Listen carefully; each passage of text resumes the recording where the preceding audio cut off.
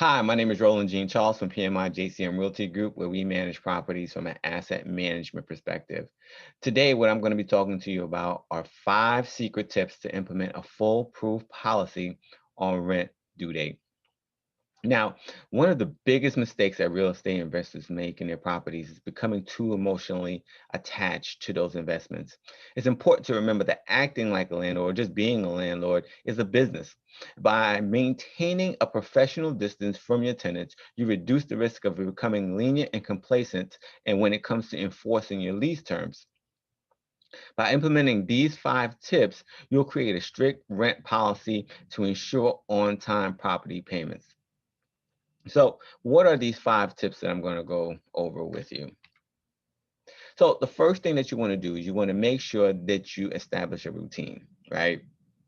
Set your expectations early so that your tenants know exactly what's expected from them. And then at the same token, you have to respond in kind just the same, right? So, without a hard deadline, there's really no incentive for a tenant to pay their rent. I've seen in situations many times where a tenant would say, "Oh, I'll pay you next week," or "I'll pay you next week," and for next week becomes 30 days and then 60 days. And it may sound ludicrous, it may sound like something that doesn't happen in real life, but the reality is there are landlords, there are investors out there who continuously let their tenants tell them when they're going to pay the rent. And you can't have that, right? You need to set an established routine, and you need to have you need to make sure that your tenants understand, when they're expected to pay their rent, and have that set in stone, right? And so, how do you do that, right? How do you set in stone? Now, this goes to the second point. Make sure that you set the rent due date for the first, right? And I recommend that to anybody. Now, there's some lease agreements that I've seen where owners have tenants pay on the 15th. Some have them pay on other rent cycles. Me, it's always more convenient for me as a property manager and a real estate investor for the tenants to pay their rent on the first. That way, they know exactly what that date is, right? You're following rule number one, which is establishing a routine, and they know that the rent due date is always on the first. And typically speaking, even though the rent's due on the first, for most cities, most states, they have a grace period that they give the tenants. If there is a grace period, make sure you follow whatever that grace period law is. If there isn't, you can give them 1 to 3 days. But at the end of the day, the rent is always going to be late if it's not paid on the first. The assessment or any late fees may not come into play until after that grace period. But always make sure that whenever you are setting up your routine, one of the first things you want to do is number two, right? Set the rent due date to be due on the first. And we just talked a little bit about, a grace period, right? But that's the third thing, right? You can give your tenant a grace period.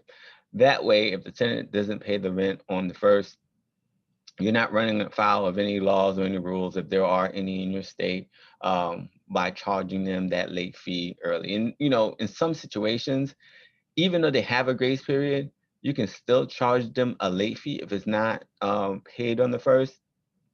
For me, however, um, if they have a grace period, I give them that time so that they don't get charged a late fee. It gives them incentive to pay the rent as a whole. But if they don't pay the rent after I've given a grace period, then I definitely charge them a late fee, right? So, not charging them the late fee right on the first is giving them a bit of a respite, giving them a bit of a break, so to speak. And it shows that you're trying to work with them, right? The fact that you're not jumping on them and aggressively paying, asking for that late fee after the first, I think that shows a lot of graciousness on the landlord or the investors part. So give them a little grace period, especially if your state mandates it, right? You don't want to run afoul of the law. But if they don't pay by that grace period, then you definitely should charge them a late fee. Now, sometimes the late fee is charged daily. I like to charge one late fee, so I don't have to continue to calculate what the late fee would be if they didn't pay for a certain amount of time. So once that late fee is charged, they have to pay it, or else it goes down a rabbit hole where it's just not good for them. So always make sure that you have a grace period, and if they don't pay by that grace period, make sure you charge a late fee, right? And number four, right? Make sure you hold firm to due dates. Like I said in the beginning, there have been situations in the past where I've seen where owners or investors allow tenants to go day after day without paying the rent, or week after week, and letting the tenant prolong or not respond. Hold firm to your due date. Enforce your lease, right? And so if it's doing the first and then not don't pay the first and the fifth, there is there's a late fee. Make sure you charge that late fee. Make sure you're communicating that with them. The best way to do that is if you have a property management software, you automatically have emails and notifications that are going to go out to them. If not, make sure you send them a letter or some type of notification, making sure that they are aware that it is progressively going down the wrong path for them because they haven't paid their rent. But make sure you hold firm to the dates that you have given them, right? Whether you have the date set on the 1st or whether you have the date set on the 15th, whatever that date is, make sure you hold firm to it. Then the last tip that I would say is start the eviction process early. Me, for example, the rent is always due on the 1st. If the rent is not paid by the 5th, automatic charge a late fee. But once I charge that late fee on the 5th, I don't know where it's going to go, right? I don't know whether they're going to pay their rent. I don't know whether they're going to ask to move out. I don't know what's going to happen next. But my next step is to protect the investment, my investment or my owner's investment, right? And the best way that I do that for a tenant that's not paying their rent is to get that property, get possession back of that property so I can rent it out to another tenant. Sometimes that takes a while, right? So depending on the state that you're in and the process that you have to go through to get the tenant out, it may take 30 days, right? And so you don't want to be going back and forth with this tenant for that time while they're not paying rent because it hurts the bottom line of your owner. So the first thing you want to do is once you charge that late fee, is start the eviction process, and that starts with a 3-day notice. We either sent over by with a process server, you're putting it on the door, or some type of way for them to understand that they're serious that you're moving down the eviction process.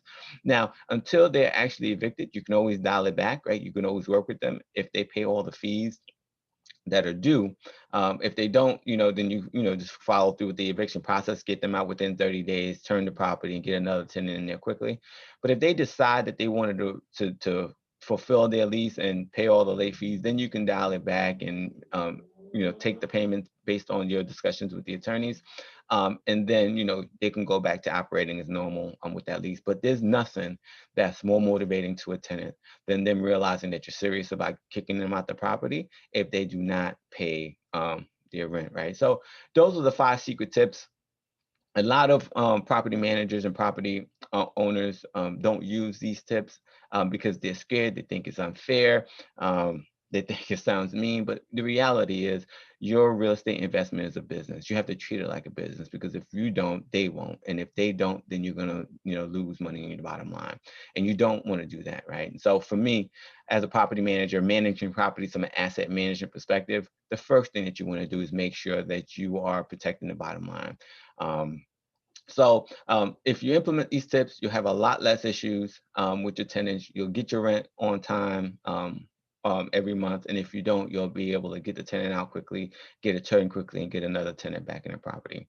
Again, Roland Jean Charles, PMI JCM Realty Group, where we manage properties from an asset management perspective. We are going to be doing a webinar really soon. You're going to see the link below. And we're also going to have the link in the comment section for you guys to join that. It's going to have the date of when that's going to occur. And also, I would like to ask that you join our Facebook group. If you have any questions or comments or concerns, we're always willing to talk and help and mentor other real estate investors and property managers on how to streamline their property management business to maximize growth. Thank you for your time and do have a great day.